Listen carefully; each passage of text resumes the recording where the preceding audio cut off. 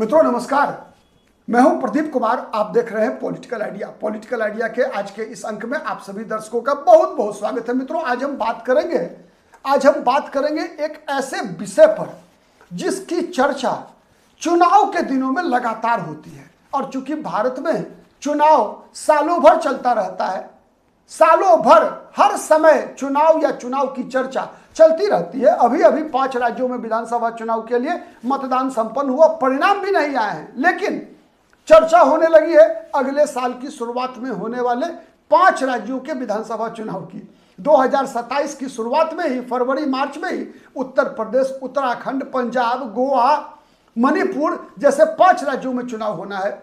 जुलाई में राष्ट्रपति पद के लिए चुनाव होना है। द्रौपदी मुर्मू का कार्यकाल खत्म हो रहा है। फिर नवंबर दिसंबर में हिमाचल प्रदेश और गुजरात में विधानसभा के चुनाव होंगे। अभी 5 राज्यों में जो विधानसभा का चुनाव हुआ है उसके विश्लेषण करने के लिए भी जब कभी भी मेरे जैसे राजनीति शास्त्र के विद्यार्थी आपके साथ बैठते हैं तो चर्चा यही करते हैं कि किस जाति का कितना वोट किस विधानसभा सीट पर है, किस राज्य में कौन सी जाति किस जाति समूह के साथ गठबंधन बनाकर सत्ता की राजनीति कर रही है। तो ये सब बातें चर्चा जब कभी भी हम करते हैं तो सबसे जो महत्वपूर्ण सवाल हमारे ध्यान में आता है, और अभी अभी पश्चिम बंगाल और असम के विधानसभा चुनाव के दौरान विशेष रूप से आया कि क्या कारण है कि पश्चिम बंगाल के ब्राह्मण ममता बनर्जी को अपना नेता मानते हैं और असम के ब्राह्मण असमी ब्राह्मण हेमंत बिस्व शर्मा को अपना नेता मानते हैं। वैसे ही जैसे बिहार के यादव तेजस्वी यादव को अपना नेता मानते हैं, वहीं उत्तर प्रदेश के यादव जाति के लोग अखिलेश यादव को नेता मानते हैं। हरियाणा के जाट हुड्डा परिवार या चौटाला परिवार को अपना नेता मानता है। वहीं पश्चिमी उत्तर प्रदेश के जाट जयंत चौधरी और टिकैत परिवार को अपना नेता मानता है। क्या कारण है कि गोंडर वेल्लार जाति के लोग तमिलनाडु में पलानीसामी को अपना नेता मानते हैं, और जब गोंडर वेल्लार जाति से ही कोई दूसरा अन्नामलाई नया चेहरा आता है तो उस चेहरे से सबसे ज्यादा जलने वाले उन्हीं की जाति के पलानीसामी होते हैं। क्या कारण है कि थेवर जाति के लोग पनीर सेल्वम को ही अपना नेता मानते हैं और उस वोट में विभाजन कराने के लिए किसी दूसरे थेवर जाति के ही नयनार नागेंद्रन का इस्तेमाल भारतीय जनता पार्टी करती है। तो क्या कारण है कि केरल में नायर समाज के बड़े नेता के रूप में वीडी सतीशन का मुकाबला करने के लिए, रमेश चेन्नितला का मुकाबला करने के लिए भारतीय जनता पार्टी राजीव चंद्रशेखर को ही प्रदेश अध्यक्ष बनाती है। मतलब हिंदू समाज के हर जाति का अपना नेता। हिंदू समाज में मंडल आयोग लागू करने वाले विश्वनाथ प्रताप सिंह को यादव जाति के लोगों ने अपना नेता नहीं माना। महात्मा गांधी को देश के दलित अपना नेता नहीं मानते, नेता मानते हैं बाबा साहब भीमराव अंबेडकर को। वैसे ही जैसे बिहार उत्तर प्रदेश के यादव जाति के लोग विश्वनाथ प्रताप सिंह को, मंडल आयोग की रिपोर्ट लागू करने वाले विश्वनाथ प्रताप सिंह को नेता नहीं मानते, लालू यादव और मुलायम सिंह यादव को नेता मानते हैं। लेकिन क्या कारण है कि मुसलमान के नेता मुसलमान नहीं है? क्या कारण है कि पश्चिम बंगाल के मुसलमानों ने हुमायूं कबीर के साथ वोट नहीं किया? क्या कारण है कि असम के मुसलमानों ने बदरुद्दीन अजमल को वोट नहीं दिया? क्या कारण है कि तेलंगाना में हैदराबाद के बाहर ओवैसी को वोट नहीं मिलता? वहां मुसलमानों के नेता के रूप में रवंत रेड्डी सबसे बड़ा चेहरा है। सच है ना? क्यों पश्चिम बंगाल के मुसलमान के नेता कोई मुस्लिम नहीं है? क्यों असम में मुसलमानों के नेता कोई मुसलमान नहीं है? क्यों बिहार में मुसलमानों का नेता कोई मुसलमान नहीं है? क्यों बिहार के मुसलमान किशनगंज में हैदराबाद की तरह किशनगंज के मुसलमान ओवैसी को अपना नेता मानते हैं, लेकिन पटना के मुसलमान ओवैसी को अपना नेता नहीं मानते। यह सबसे बड़ा खेल है। दरअसल दोस्तों, भारत में एक बात समझिए, भारत में मेरे एक विद्वान मित्र हैं जो लगातार कहा करते हैं कि भारत में जाति जाति यथार्थ है लेकिन जातिवाद व्यर्थ है। जाति यथार्थ है लेकिन जातिवाद व्यर्थ है। जब जाति व्यवस्था की शुरुआत हुई थी तो यह एक आर्थिक व्यवस्था थी। बाद में इसे राजनीतिक और सामाजिक व्यवस्था में कन्वर्ट कर दिया गया। मतलब पहले जाति यथार्थ था, जातिवाद व्यर्थ था, अब जातिवाद यथार्थ है, जाति व्यर्थ है।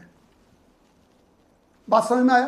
अब कोई बढ़ई का बेटा, कारपेंटर का बेटा कारपेंटर ही बनेगा यह कोई आवश्यक नहीं है। अब किसी पुजारी का बेटा पुजारी ही बनेगा यह कोई आवश्यक नहीं है।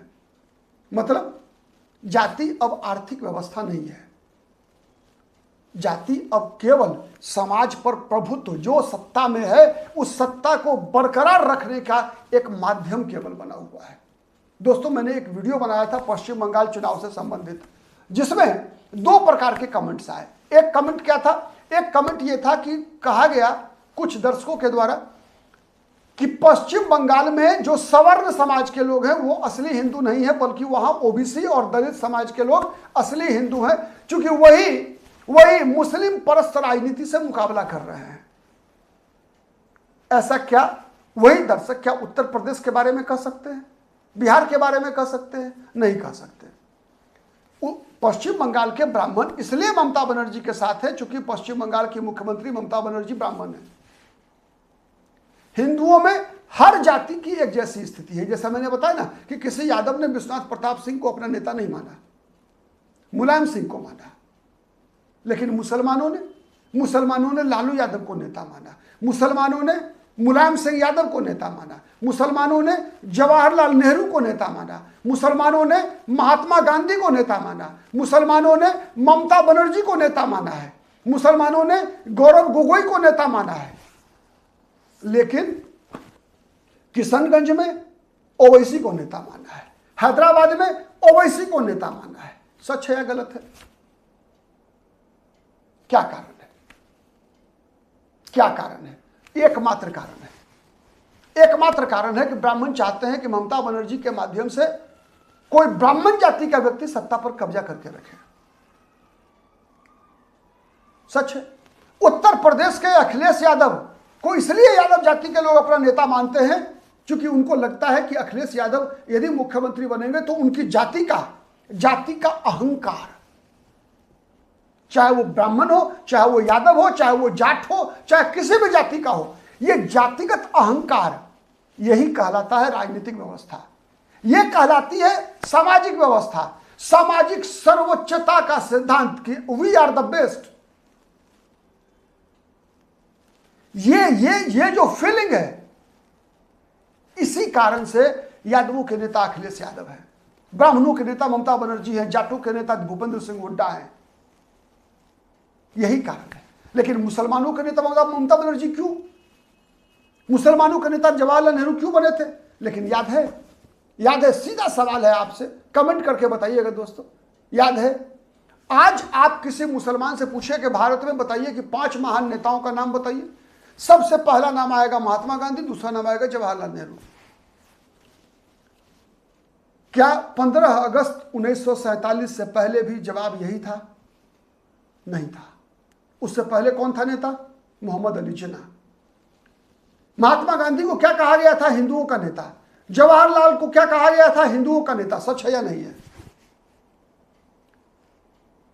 सत्ता, यह है राजनीति का सिद्धांत। क्या है? सत्ता, पावर का सिद्धांत है। क्योंकि पश्चिम बंगाल में यदि हुमायूं कबीर को वोट देने से, ओवैसी को वोट देने से पावर नहीं आएगा मुसलमानों के हाथ में, लेकिन ममता बनर्जी को वोट देने से पावर शेयरिंग होगा, सत्ता में बंटवारा होगा। यह सबसे बड़ा सिद्धांत है। तो सबसे राजनीति में एक ही चीज महत्वपूर्ण है, कोई चेहरा महत्वपूर्ण नहीं है दोस्तों, कोई चेहरा महत्वपूर्ण नहीं है राजनीति के लिए। राजनीति में एक ही चीज महत्वपूर्ण है, वो है पावर और पावर। सत्ता में बैठे लोगों का सिद्धांत कुछ नहीं होता, केवल एक होता है, कुर्सी की रक्षा, कुर्सी की रक्षा, कुर्सी की रक्षा। और चूंकि मुसलमानों को लगता है कि कुर्सी की जो ताकत होती है वो ताकत मिलेगी ममता बनर्जी से, वो ताकत मिलेगी अखिलेश यादव से, वो अपने बलबूते पर कुर्सी नहीं पा सकते। जिस दिन अपने बलबूते पर कुर्सी पा सकते उस दिन ना अखिलेश यादव नेता होने वाले हैं ना ममता बनर्जी नेता रहेंगे। आप कितने सहमत हैं कमेंट करके बताइएगा। आज के लिए इतना ही, फिर मुलाकात होगी किसी अन्य मुद्दे पर। तब तक के लिए नमस्कार, जय हिंद, जय भारत।